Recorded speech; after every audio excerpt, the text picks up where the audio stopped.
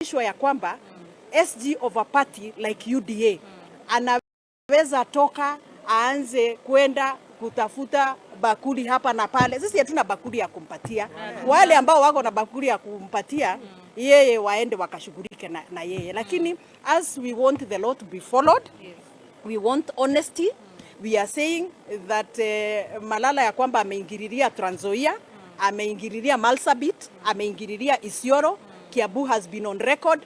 We are telling him that Nairobi, we are not going to entertain that. We will not entertain that.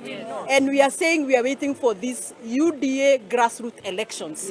We are going to vote him out of the SGC. Number one, I want to remind you that he was not voted in by anyone. He's just there as an appointed officer.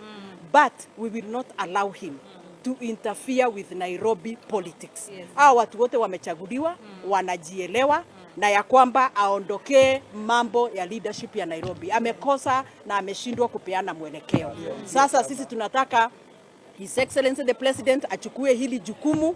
We need a neutral person to deal with Nairobi issues. Thank you so much.